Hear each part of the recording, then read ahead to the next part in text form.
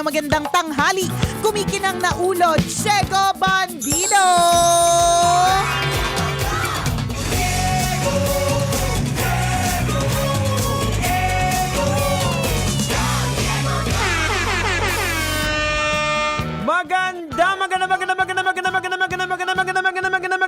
Magandang tanghali!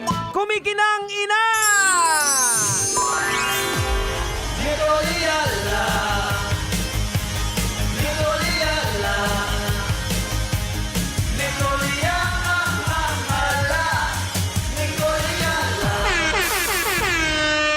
Dear Nicole Yala and Chego Bandido.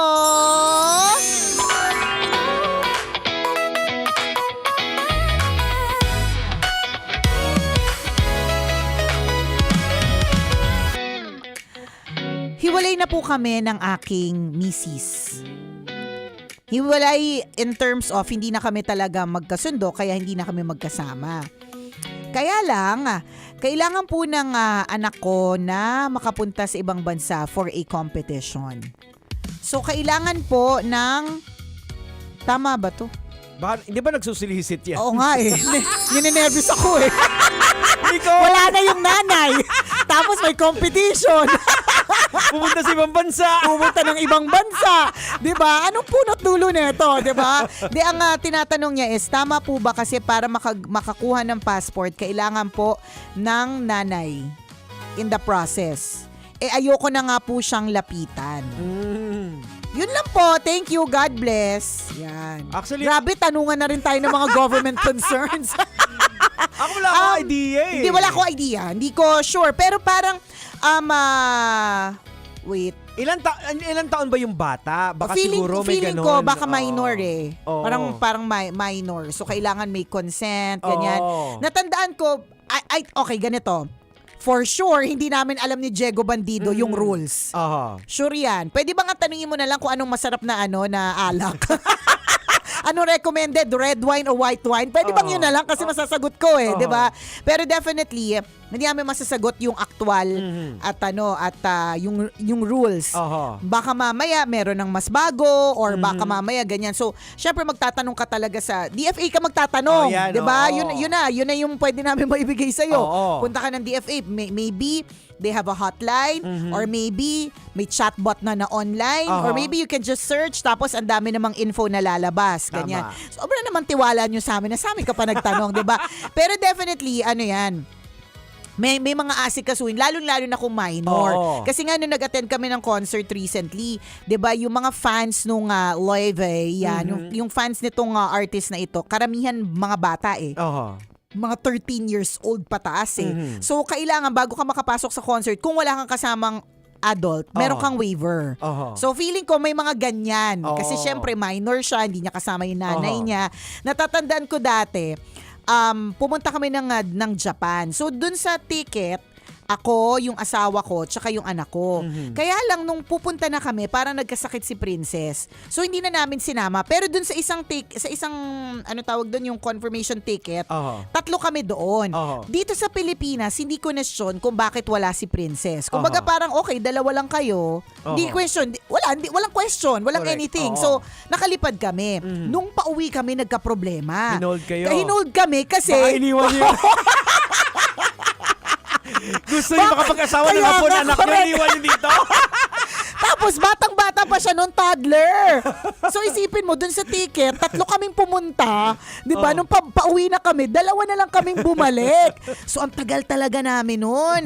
Yun. So magkakaroon ka talaga ng mga ganyang klase mga problema kapag ka hindi mo tinanong. Ganyan. Kasi hindi na kami nagtanong bilang wala, kampante lang. Yan yung wag nating gagawin. Better safe than sorry. Kahit na sabihin, ang OA naman, kailangan tanungin pa. Ang OA naman, kailangan tumawag pa. Mas okay na yung OA kesa hindi makalipad. Kasi kaysa ma-hold. Baka iniwan niyo yung anak niyo dun sa Japan. Correct. Kasi ang dating talaga, Jegs, parang iniwan namin. Kasi wala namang basta Wala kayong information o paper na... Oo, na nagsasabing, dalawa lang kaming lumipad papunta.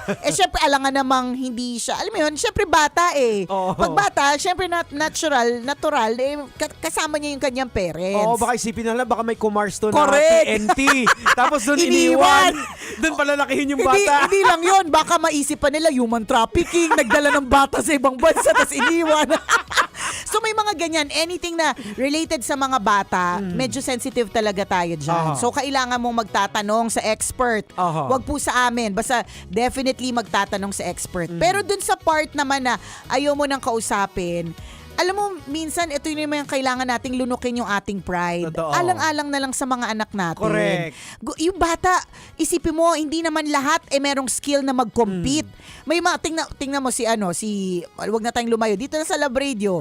Sino ang DJ dito sa Love Radio na pangarap talagang mag-perform? Pero kaya lang hindi talaga binigay ni Lord sa kanya di ba? Si Conyo Bicolano, pangarap niya yan. Kung magpa-perform, nabibigyan siya ng chance na mag-perform talaga, ganyan, na as a concert performer, gagawin niya. Kaya lang, you can't have it all eh. Correct. Ang binigay ni Lord kay Conyo Bicolano, ibang skill, ibang strength, 'di ba? Tsaka kapal na mukha, 'yun, 'di ba? Ang bata na magko-compete sa ibang bansa. Binigyan ng set skill yan na dinevelop for sure para mag-compete. Ibig sabihin, nag-training kayo, ganyan and all. Tapos, dahil lang sa pride mo na ayaw mo na kausapin yung nanay, hindi na lang siya matutuloy. Correct. I was about to say that na ang problema actually ikaw eh. Oo, yung tanong correct. Kasi yung pride mo, kasi unang-una, bakit nyo idadamay yung bata sa problema ninyong mag-asawa? Kasi ito, hindi to about sa inyo eh. About to sa anak ninyo eh. Correct. So kung ano man yung hindi nyo pagkakaunawaan, dapat ibaba nyo yan kasi ito Tama. gagawin nyo para sa bata, hindi para sa Correct. isa't isa. Totoo. Isipin mo yun. Secondary na yung magtatanong sa DFA eh. Secondary na yun eh. Kung narinig mo na, for sure, kung narinig mo na kailangan yung nanay, ganyan, kausapin mo na kagad yung nanay, mag-advance info ka na. And I'm sure, hopefully, yung nanay naman, hindi naman niya pagdadamot kung ano man yung consent na kailangan niya ibigay, yung mga ganong eklavu, di ba? Ayan, so hopefully. Kung halimbawa, hindi talaga kayo magkasundo at napagkasundoan nyo naman na hindi kayo magkasundo, well, magkasundo kayo para dun sa bata. Yun na lang. Maging casual, kumbaga. Correct ka. Kailangan ng bata yun eh. Issue nyo yan eh. Huwag nyo idama yung bata. Tsaka tatanda na ninyo, kayo nagagaganyan pa kayo. Isipin nyo yung magiging effect dun sa bata. Yan tayo eh, gawa-gawa ng bata tapos Tama. Kaya yung mga nag-iisip na gumawa ng bata ng mga ganitong oras. Check out na. Check out na. Check out na kung di ka pa handa sa mga matitindatious na responsibilities. Ganon. Kawawa kasi nagiging collateral damage yung mga bata. Hindi dapat ganun Kawawa naman. Wala silang kinalaman sa issue nyo sa isa't isa. Totoo yan. So, yun muna. Siyempre, alamin mo online kung paano, magtawag ka. Ang dali na ng info. Hala, sobrang dali na ng info ngayon. Nung araw, bago mo pa malaman ng information, isipin mo, wala pang data privacy. Lahat ng phone number nasa yellow pages. Correct. Iisa-isahin mo yan. Kung ang apelido Garcia, kung 5 pahina yung Garcia o 10 pahina, iisa-isay mo yung tatawagan. Mo. Ito po ba? Correct, 'di ba? Ganun siya kahirap noon. Pero 'di ba? So good luck at naway matuloy yung anak sa competition. Please do not let pride get in the way. Correct. Kawawa talaga yung bata. So ayaw natin. Again, kung yung problema ninyo, issue nyo yan eh. True. Huwag nyo nang idama yung bata. True, Lalu. Nakalimutan ko lang yung pelikula dati ni Christopher De Leon, yung linya niya. Christopher De Leon? Christopher De Leon. Christopher De Leon. Anong pelikula yon? Nakalimutan ko pa ng paano ng bata. Yun. Diba, hindi namin yan inabutan. Walang makarelate sa'yo, Tito Diego. Chares! Pero totoo eh. Paano alam mo, napaka-powerful ng tanong na yun. Paano na ang bata? Tama pa naman ngayon, di ba? Father's Day malapit na. Yes, correct. So, pakita natin yung pagiging tatay natin. Kumbaga, ibaba natin yung Pride ego natin, yung pride natin para sa anak natin. Alang-alang sa ating mga anak, di ba? Ultimately, importante na dahil ginawa natin sila, nandito sila sa mundo dahil sa atin, 'di ba? Correct.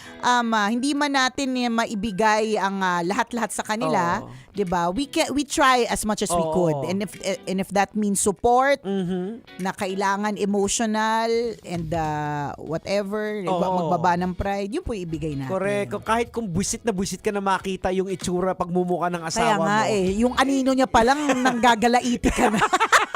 Lunukin mo na lang muna.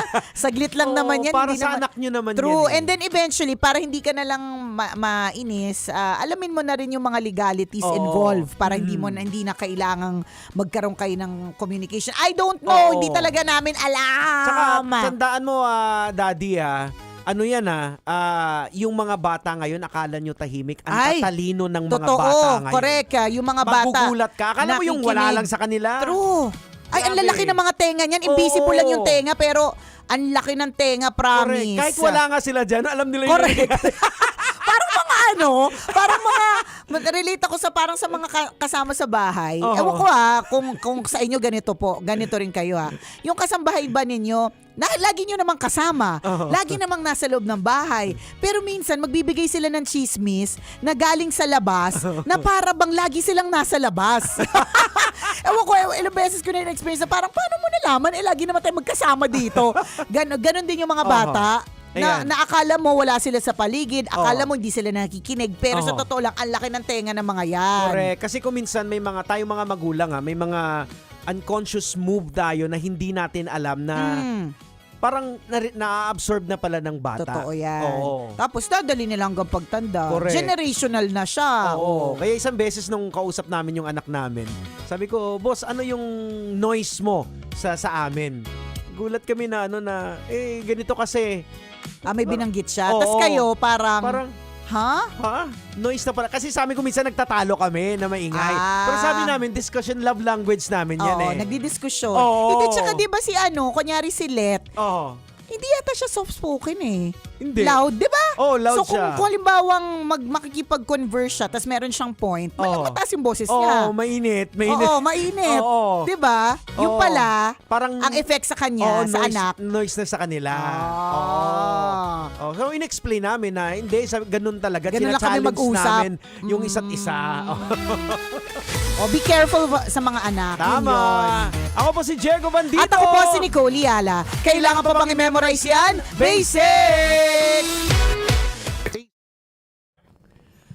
Ayan, so again sa mga kabisyo ingat po tayo sa mga natin. Sa mga, at saka halimbawa naririnig to ng anak nung nag-message, 'di ba, na ayoko nang kausapin yung siguro to, alam mo, nakikipag-usap na sa mga iba niyang mga kaibigan, naririnig ng anak. Hindi ko nga alam, ayoko nang kausapin yung nanay niyan 'di ba, mga ganun. Kahit yung effect sa kanya. kahit sabihin nga hindi nagsasalita yung magulang, pero yung mga gesture, nakikita at naririnig